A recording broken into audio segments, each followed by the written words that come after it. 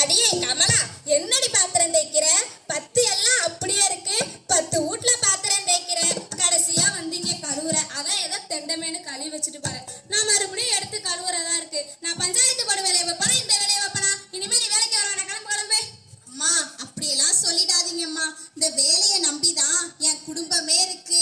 அதை பத்தி எனக்கு என்ன?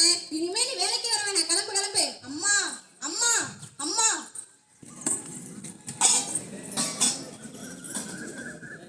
கமலாக்கா, இப்ப என்ன நடந்துச்சுட்டு இப்படி கவலையா உட்காந்துருக்கீங்க? அந்த கதையா ஏன் கேக்குற? என் பொண்ணுவ வேற மருத்துவ படிப்புக்கு படிக்க வச்சுட்டேன். அரசாங்கமே எல்லா சலுகையும் பண்ணுது. இருந்தாலும் நானும் கொஞ்சம் கையில காசு வச்சுக்கணும்ல. நாளையிலிருந்து நீ வேலைக்கு வர வேண்டாம்னு சொல்லிட்டாங்க. இப்ப என்ன பண்றதுனே தெரியல. அந்த சம்பளத்தை நம்பிதான் சாப்பாடு, என் பிள்ளை படிப்பு செலவுன்னு எல்லாமே இருந்துச்சு. இப்ப என்ன பண்ண போறேனே தெரியல. உங்களுக்கு வேற எதுவும் கைத்தொழில் தெரியுமாக்கா? சின்ன வயசுல கூட பின்றது, மிஷின் தைக்கிறதுன்னு எல்லாமே கத்துக்கிட்டேன். அப்ப மிஷின் வாங்கி தைக்க வேண்டியதானே? மிஷின் வாங்க 10,000 ரூபாய் வேணுமே வள்ளி. நான் எங்க வள்ளி போவேன்? அதுக்குதான் வங்கியில லோன் தராங்களே, அதுக்கு போய் அப்ளை பண்ண வேண்டியதானக்கா? நானே படிக்காம தான் என் பொண்ணை படிக்க வச்சிருக்கேன். என்னகிட்ட வந்து லோன் எல்லாம் பத்தி பேசினா எனக்கு என்ன வழி தெரியும்? சரி, நாளைக்கு என் கூட வங்கிக்கு வாங்கக்கா. அங்க இருக்கிறவங்க நமக்கு வேண்டியதெல்லாம் செஞ்சு கொடுப்பாங்க. சரியா? சரி வள்ளி. சரி, நான் போயிட்டு வரேன்க்கா. சரி வள்ளி. ஒரு பொண்ணு இது செய்யலாம்னு 5 இருக்கு, இதை செய்யக்கூடாதுன்னு 50 இருக்கு. எல்லாருக்கும் பிடிச்ச அந்த 5 நம்ம செய்யலாம், ஆனா நமக்கு பிடிச்ச அந்த 50 நம்ம செய்யக்கூடாது. அவ்வளவுதான். சிம்பிள். ஒரு பொண்ணோட லைஃப்.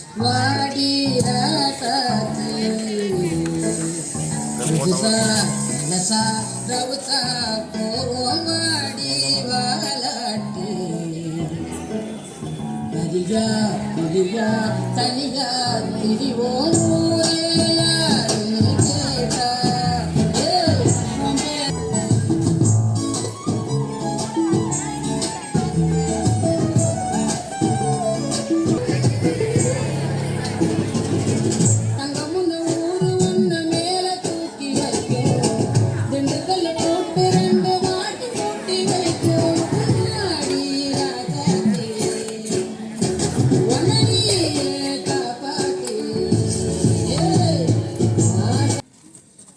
சரோஜா, சரோஜா, எங்கடி குடத்தை எடுத்துட்டு கிளம்பிட்டேன்? நல்ல தண்ணி எடுக்கலான்னு போறேன்டி. அதெல்லாம் அப்புறமா தூக்கிக்கலாம். இங்க வா, ஒரு முக்கியமான செய்தி ஒண்ணு. என்னக்கா செய்தி?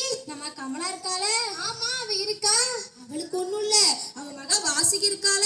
ஆமா, அவ டாக்டருக்கு படிக்கணும்னு ஒரே பிடிவாதம் பிடிக்கிறாளாம்ல. அப்படியா? +2ல நல்ல மார்க் எடுத்திருக்காளாம். கவர்மெண்ட் ஃப்ரீயா படிக்க வைக்கிறேன்னு படிப்புக்கு எந்த செலவும் தேவையில்லையா. அதனால நான் படிச்சது அப்படி கொக்கு மாதிரி ஒத்த கால நிக்கிறாங்களா. என்னக்கா ஒத்த காலியாக்கா இருக்கும்? ஐயோ ஐயோ, நேரம் கட்ட நேரத்துல இது ரொம்ப முக்கியம் பேரு.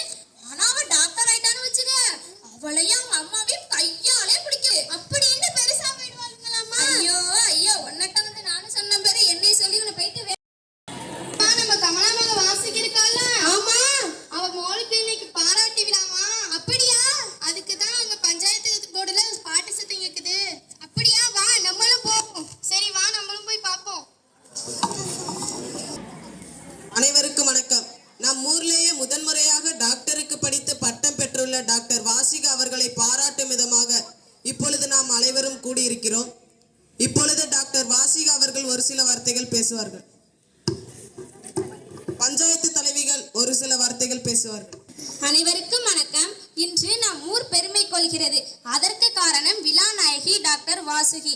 ஏழ்மையான குடும்பத்தில் பிறந்து தன்னுடைய கடுமையான உழைப்பாலும் விடாமுயற்சியாலும் இன்று டாக்டராகி நம் முன்னாடி நிற்கிறாங்க.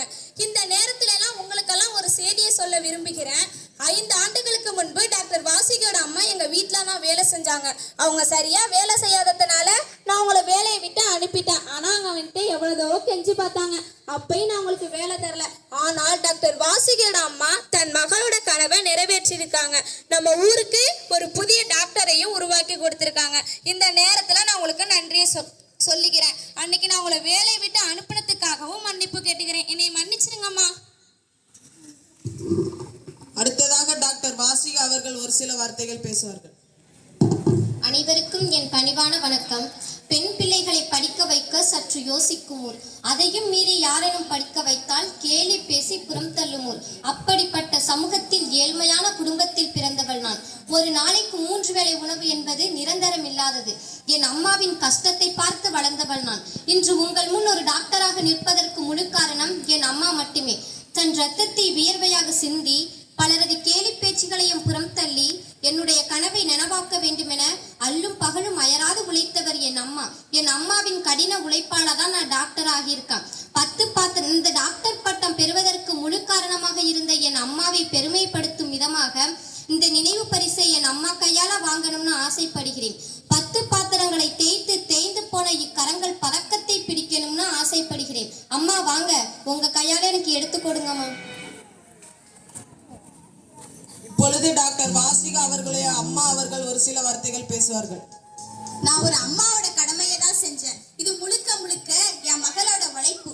யாரா இருந்தாலும் எந்த நிலையையும் எட்டலாம் என்பதற்கு என் மக வாசிகி எடுத்துக்காட்டு. வறுமை ஒரு தடை இல்லைங்க, முயன்றா முடியாதது எதுவும் இல்லைங்க. உங்க முன்னாடி நான் என் பொண்ணை மருத்துவரா வச்சிருக்க போல உங்க அனைவர் குழந்தைகளையும் நீங்க ஒரு பதவிக்கு கொண்டுட்டு வந்து நம்ம ஊரையே செழுமையாக்கணும். கைதொழில் ஒன்றை கத்துக்கொள்ளுங்க, அதே நம்மளுக்கு கவலை இல்லைங்க.